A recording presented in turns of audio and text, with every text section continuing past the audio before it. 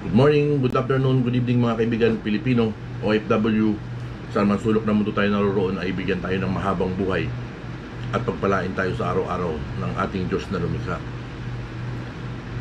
Ito mga kaibigan, ano ba yung ano ngayon? Itong si Obarak. Napakatarantado talaga nito ni Obarak. Isipin nyo mga kaibigan, na-take down yung channel ni Baby JC. Tapos ito pang si si Ice Freedom. Pero mga kaibigan, kung nandoon naman, meron pa 7 days yata si Ice Freedom. Meron na siyang bagong channel na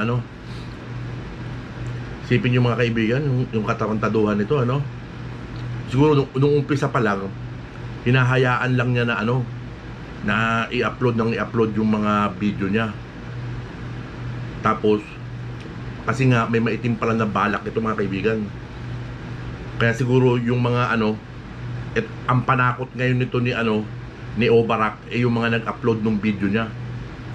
I-strike niya yung mga nag-upload ng video niya. Parang ganoon yung taktikang ginagawa nito, kasi gusto nga nila patahimikin daw yung FLM vloggers, which is hindi naman nila magagawa yan mga kaibigan. Tapos si Donna naman yung kay Ice Freedom. Alam naman natin na magkakasangga na tong mga UTW na yung mga yan.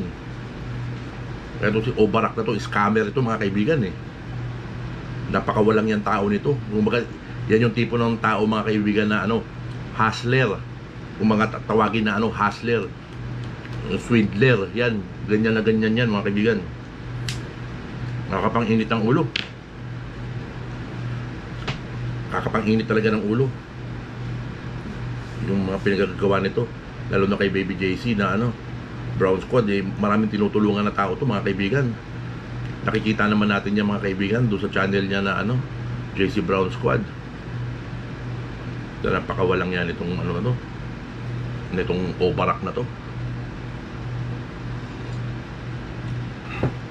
Kasi ang gusto niya mga kaibigan, ma-control niya yung mga vloggers, kasi nakikita niya na ang FLM family ay may bilang. Ang balak nito mga kaibigan, naghahakot ito ng mga supporters niya, gagawa ito ng grupo, tapos gagamitin niya i-scamin naman ngayon niya yung mga politiko mga kaibigan. Pagdating ng 2022, sasabihin niya, ito meron akong grupo, hawak ko sa liig itong mga tao na to, ito akin ito, itong kaya naming ibigay na boto sa'yo. Yun mga kaibigan, ang tingin ko na plano nito. Buti na lang na nasuplong na kagad, na na natin kagad na may maitim na balak ito. Yun ang balak niya mga kaibigan para sa 2022. Pagkakapirahan niya yung kay mag-ingat-ingat kayo dyan kay Obarak mga kaibigan, tsaka dyan sa mga mind conditioning na mga na mga Tabobo warriors. Kung di ba ubod ng wawalang yaya mga yan. Tsaka itong sila basta lahat yan, sila Inday Marie, sila Amazing Idiot, yung mga yan, ingatan natin yung mga yan. Kaya talaga dapat yan sinusopla na talaga ng mga sinusopla talaga palagi. Mag-iingat din tayo dun sa yung mga strike. Meron palang tinatawag na ganyan mga kaibigan, yung mga strike. Hindi ko kasi naiintindihan yan pero meron palang tinatawag ng mga ganyan. Nagtsaka muna ako ngayon, pampakalma ng konti. Kanina pa yung anxiety ko, mabigat yung ulo ko. Kaya huwag tayong paluloko dito kay kay Obarak, kay David Ilagang. Napakasamang tao pala nito. Ito pala yung mapanggamit. Talagang nakakagigil. Madampian ko kaya ng buntal yan Obarak na yan. Tingnan ko lang po sa bigat ng mga binubuhat ko, sa kanya ko ibuhos yung isa lang siguro. Baka mapapatimbang ko rin siguro yung Obarak na yan. Nakakadismaya yung ganyan na nakakahiya kang tao. David Ilagan, ikaw ay nakakahiya. Alam mo ba yun? Nakakahiya ka. Kahihiyan yung paano pa kaya to yun ng mga niya, ng mga kamag-anak niya na nakakahiya Isipin mo noon kung makipagbakbakan ka, makipag-ano ka, pero meron ka palang masamang balak, meron ka palang masamang adhikain. Salamat talaga doon sa Blaster Trio at na-booking din itong ng maaga. Kasi nga walang kasamaan na magtatagumpay sa mga kabutihan. Tandaan nyo yan, mga kaibigan. Ano pa ba yung kanina napakinggan ko na nawala sa isip ko yung iba kong napakinggan kanina dahil nga uminit yung ulo ko dito nung nalaman ko na yung tinake down yung channel ni ni Baby JC tsaka ni Ice Freedom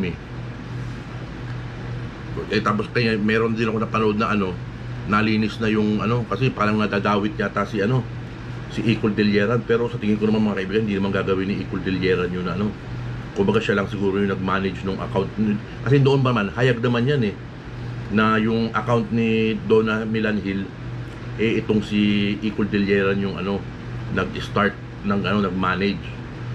Pero mula daw nung minura nito at hinamak na si Francis Leo Marcos ay dumistansya na siya. Kumbaga parang isinauli na niya, bahala ka na dyan, parang ganun yung ginawa nito ni Icol Deliaran. Kaya wala tayong dyan, atin din yan Kaso mahirap ka rin may involve ka sa mga ganyang kwento. Pero hindi ako naniniwala na may kinalaman si Icol Deliaran dyan. Ang may kinalaman dyan ay itong si Obarak, si Mr. 3 inches na bulok na talong na tinubuan na ng kulugo. Nakakainis, mga kaibigan, kasi nga yun yung sarili kong yun yung bigla ako naisip na kanina na gusto nitong makontrol yung mga vloggers kasi may mga supporter na napakalaki ng bilang. Yun ang gusto nilang makuha, yung mga supporters, yung malaking bilang ng mga supporters. Pero bigo sila dyan, mga kaibigan, bigo silang lahat dyan, dahil lahat ng supporters na yan ay nakasuporta sa ating pandemic hero na si Francis Leo Antonio Marcos. Doon nakasuporta kami lahat na supporters, mga silent supporters. Hindi kami makikinig sa ibang tao, lalo na may mga taong may mga masasamang balak. Yun na nagpapanik attack ako. Ganito lang yung mga vlog ko, mga kaibigan. Yung panic attack kasi may anxiety tayo.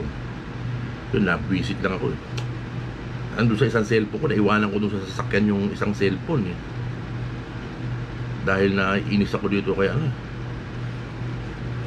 kay Obarak napakawalang yan tao. Ang hirap maging kaibigan yung ganyan, Yung tanong nung araw meron pa siyang paano pa may mga certificate pa na wini-welcome daw sa TV niyang walang yung meron siyang TV station na wala namang yung hindi naman nag-i-exist lang sa sa YouTube. O meron daw siyang Seattle TV production, wala naman siyang TV station. Hindi ba mga tungaw, pulgasing, baho-baho. Yan ang tawag dyan sa mga ganyang klase ng tao. Ano pa bang may natin, hindi ko masyado maalala pero kasi na ko dito Pero nakasubscribe na tayo sa bagong channel ni Ice Freedom.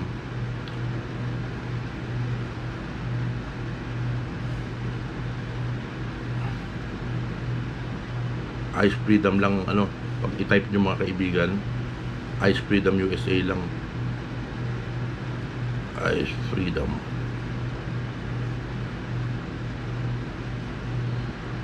Wala pa dito yung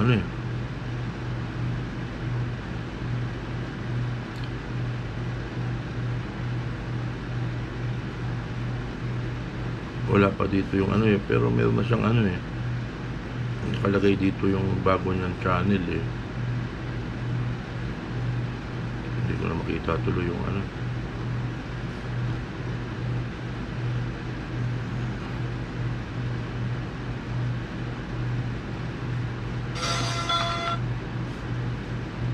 nasa community niya yung kanina I'm so sad to read more.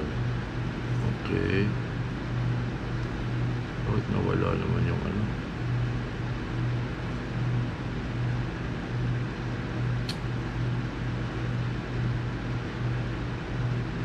Saan na ba yun? Ito yata. Okay. Ice Freedom USA new channel. Binigay yata sa kanya to ng isang silent supporter. 1.11k na yung subscriber. Siyempre supportahan natin kaagad mga kaibigan. Ito yung bagong channel ni Ice Freedom USA, yung may 1,000 plus na subscribers, 1.110 subscribers, 1.111k, 1.11k yung bagong channel ni Ice Freedom USA, new channel nakalagay. Suportahan natin yan mga kaibigan, dahil atin yan. Ito siguro, ito yung mga ano excuse me, ito yung mga hindi na kumbinsi ni Obarak na sumama sa kanya. Marami pa yung mga vloggers yan mga kaibigan, yung mga ibang vloggers dyan na ano, na makahawak na sa liig nito ni ano, ni Obarak, pero walang mga bilang yan mga kaibigan. Ang bilang ay nasa FLM family, solid supporters, silent supporters. Nasa atin ang bilang, nasa channel ni Boss Francis Leo Antonio Marcos ang tunay na bilang ng mga nagmamahal kay Francis Leo Marcos. Kaya huwag tayong makikinig dyan sa mga kalaban.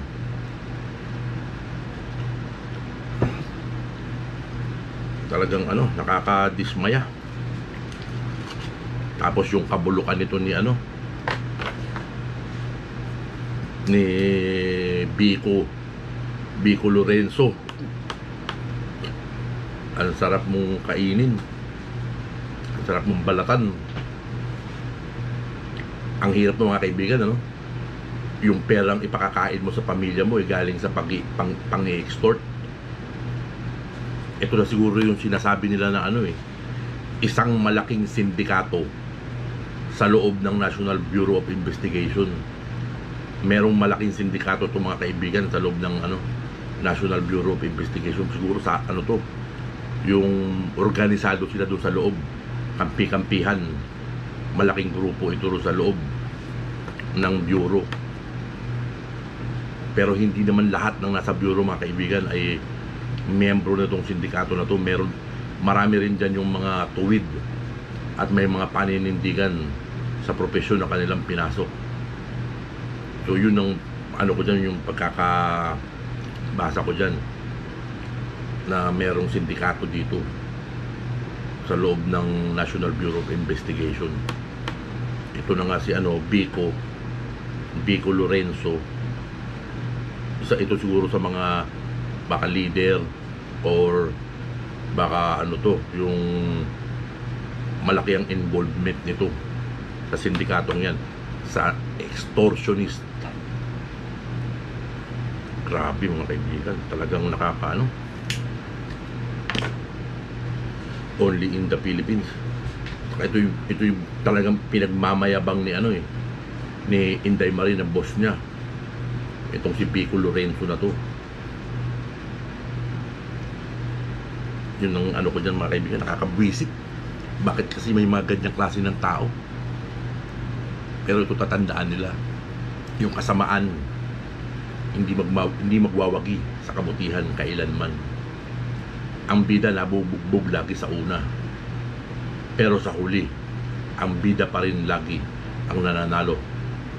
Walang bida na walang bidang natatalo mga kaibigan, tandaan nyo yan. Alam nating mga Pilipino yan, walang bida ang natatalo. Ang bida ay laging panalo. Tapos ano pa ba yung ano, 2 milyon pala yung ano, yung laman ng bag mga kaibigan Tapos pinangakuan pala na ano, 3 to 4 days lang makakalabas ka na. Tapos nagdagdag pa pala ng 2 milyon. Meron daw abogadong inutusan para ano, kumubra ng pera mga kaibigan. So naka-4 na manok pala to.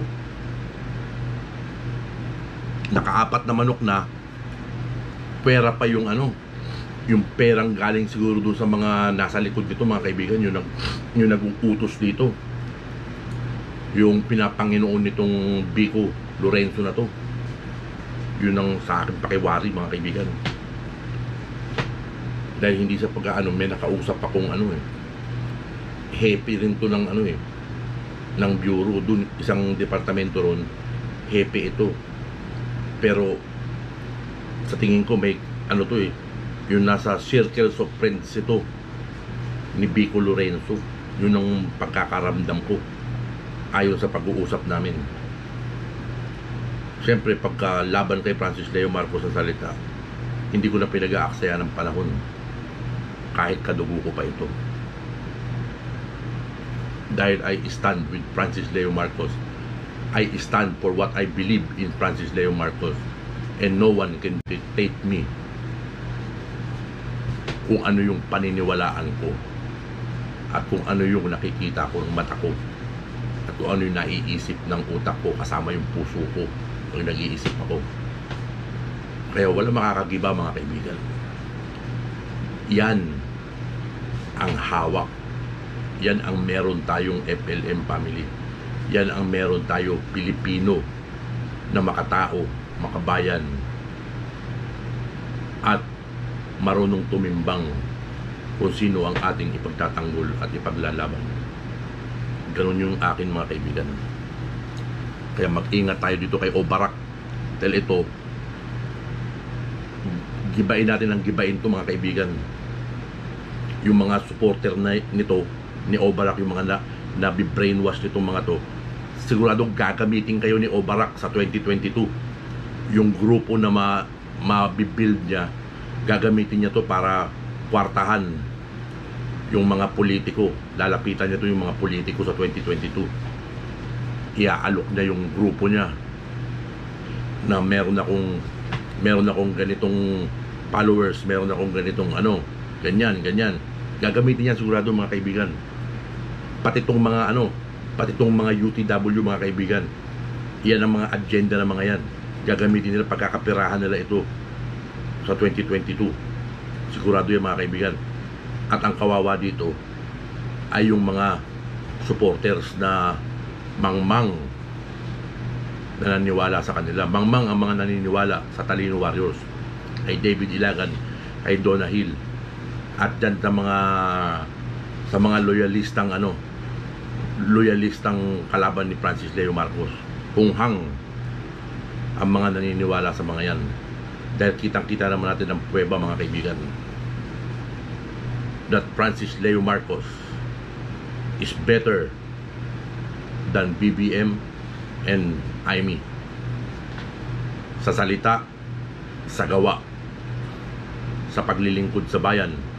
Kahit reviewin nyo lahat ng mga nagawa, tatlo yan, si FLM, si BBM, at saka si Manang Aimee.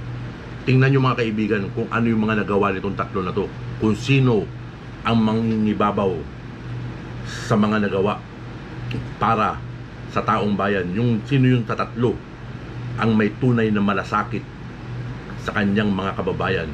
Kung sino sa tatlo yung tunay na may pagmamahal sa sambayanang Pilipino, lalong-lalo na sa ating mahihirap na kababayan. Tingnan natin, mga kaibigan, kung sino yung mangingibabaw.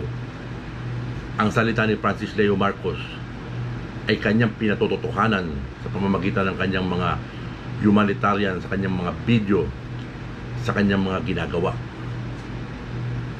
Itong magkapatid na si Aimee at si Bongbong, ano ba ang nagawa nila in benefit of the Filipino people? Meron ba? Paki-share naman sa akin, o paki-comment naman kung ano ba yung nagawa nila for the benefits of the Filipino people, for the welfare of the Filipino people. I am a Marcos loyalist myself, but I admire the most the late President Ferdinand Edwin Marcos, what he has done to our country. What a great leadership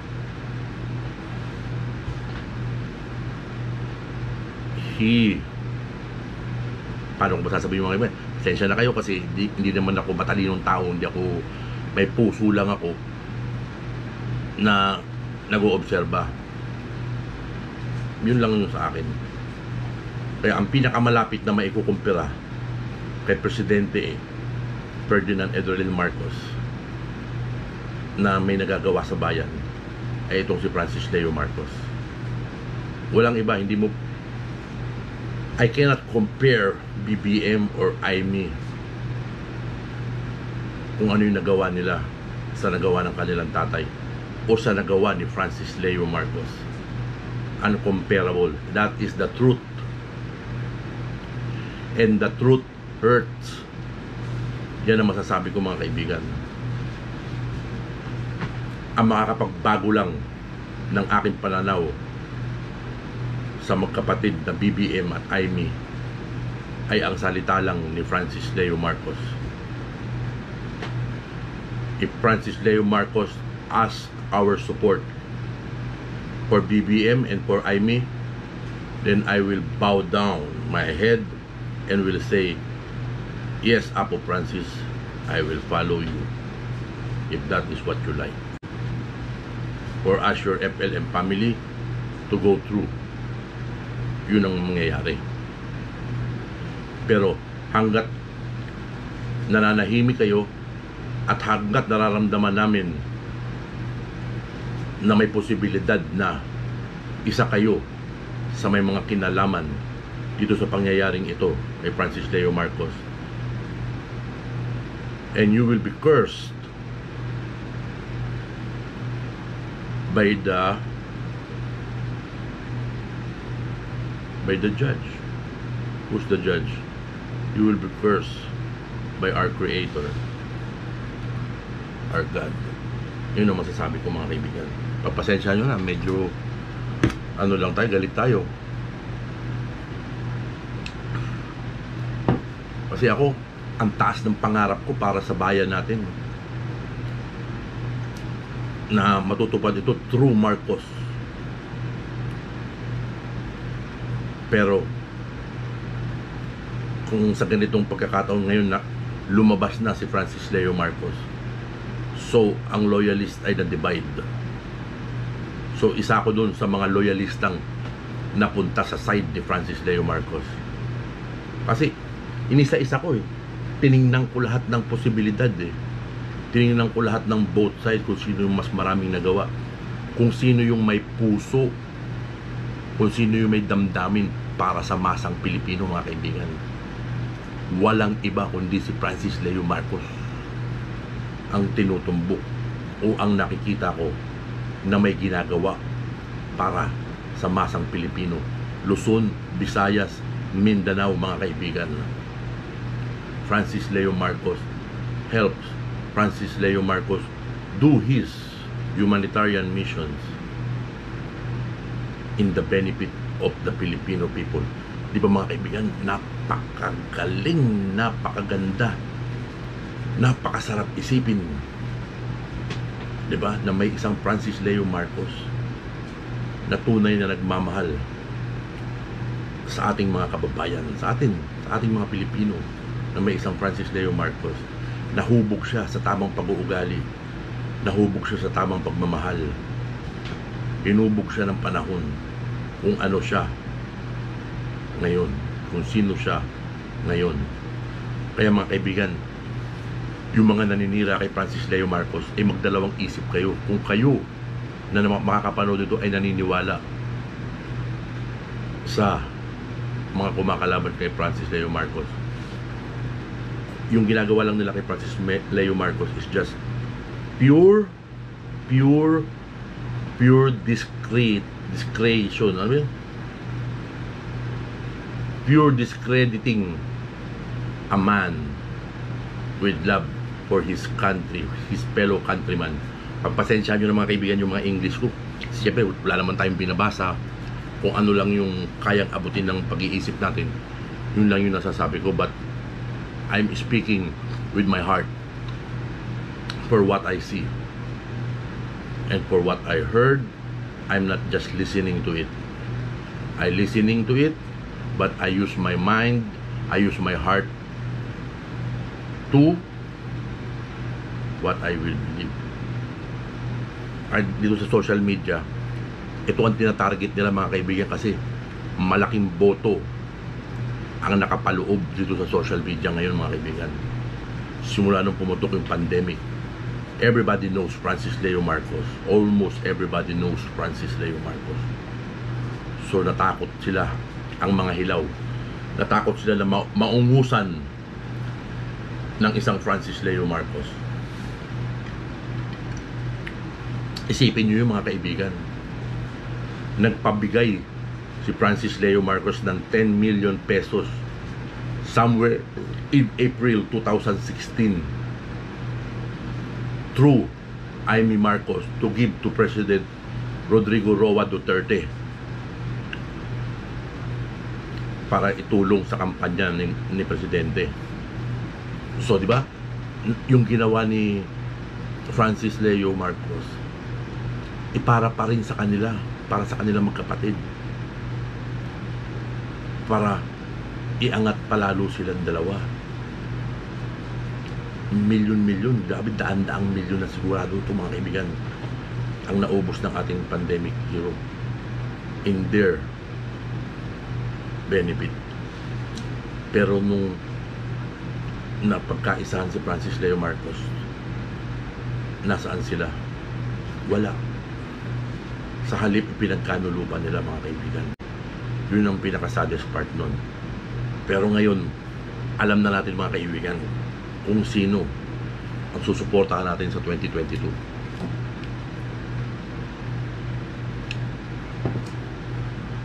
Alam na natin kung sino. Mababago lang yan kung si Francis Leo Marcos ang magtataas o magsasabi ng personal sa kanyang YouTube channel o siya mismo with video na makikiusap sa atin. Doon tayo susunod bilang isang loyal FLM family. Kasi talagang labis tayong humanga kay Francis Leo Marcos, di ba?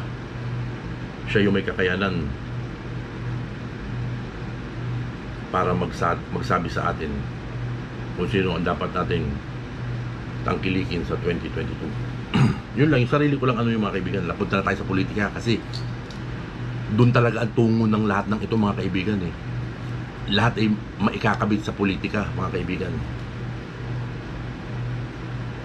Lahat maididikit sa politika. Kaya itong mga agenda nito nila Obarak, gano'n yan. Itong mga Talino Warriors, gano'n din yan. Nag-iipon yan, yan kasi social media ngayon ng Diyan sila mag-aalo ng mga grupo-grupo nila at pagkakapirahan nila doon sa mga politiko na maghahangad ng suporta ng grupo-grupo nila. Kaya mga kaibigan, FLM family, magparami pa tayo lalo. Marami na tayo. Dagdagan pa natin ang dagdagan mga kaibigan. Pero mag-iingat tayo sa bawat isa. Alam naman natin kung sino yung mga dapat natin pagkatiwalaan. Basta lang tayo, simple lang tayo at suporta lang kay Francis Leo Marcos. Francis Leo Antonio Marcos. Yun ang bida dito sa atin, sa ating mga puso, sa ating mga isip. Kahit anong gawin nitong mga tangingot tabobo warriors na to, wala yan mga kaibigan.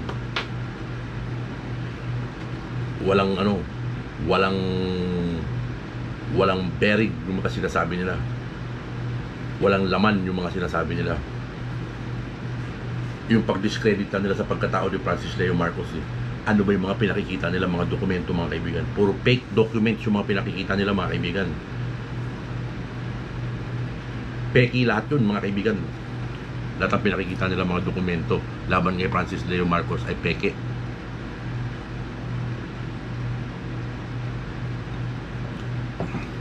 Kaya ito sumasama rin yung loob ko talaga dito sa dito kay Vico Lorenzo napakasamang tao. Masasabi ko talaga na siya ay isang masamang tao na naglilingkod sa ating gobyerno. Masakit, but that's the truth.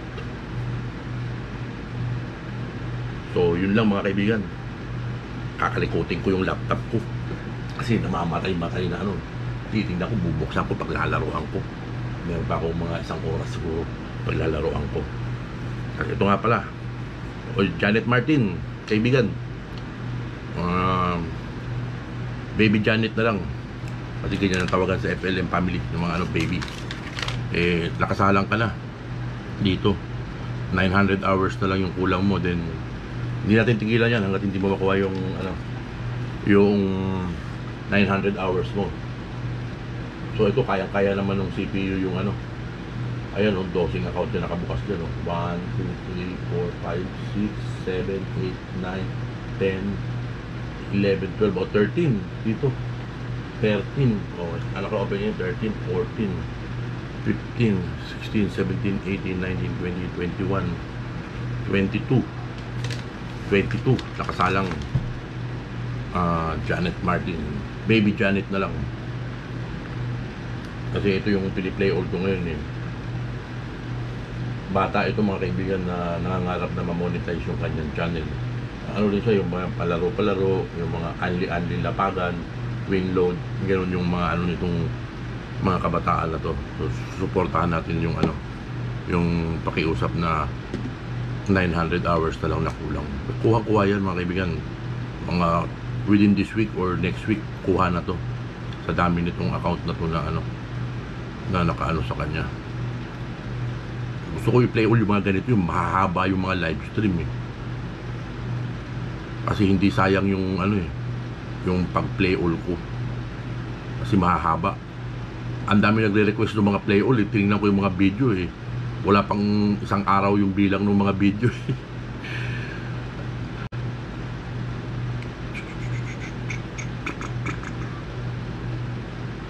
Saan ba yung ano?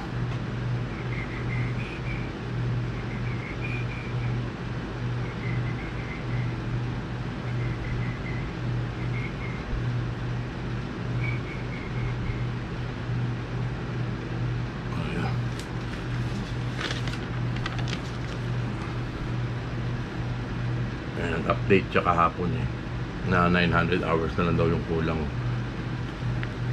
Okay, nakakatulong tayo. So yun lang mga kaibigan, yung ano ngayon, titirahin natin kung si Obarak, babasagin natin itong mga ano nito. Mag-aantay lang tayo ng mapapanood natin doon sa mga FLM vloggers na mga ano dito, kung ba magsi-second demotion tayo doon sa kanilang mga reaksyon. Babasagin natin tong ano na to, yung bubuuhin grupo nito ni Obarak. Kaya marami tong na ano eh, nabi-brainwash na mga ano, ng mga vloggers, lalo na yung mga vloggers na nag-upload nung mga video niya. Tatakotin niya na i-strike kita pag hindi ka sumunod sa akin. Parang gano'n yung gagawin nito ni Obarak tsaka nito ni Donna, yung mga pakawala. Pero sa tunay na FLM vloggers, walang ganyan mga kaibigan. Hindi sila, walang ganyang pag-uugali. Dahil yun ang itinuro ni Francis Leo Marcos dun sa mga vloggers ng FLM na solid. Na yung mga video ni Francis Leo Marcos, kunin nyo, gawin yung content, ipalaganap nyo yung kabutihan na ginagawa ko. Parang ganun nga yung sinabi ni Francis Leo Marcos.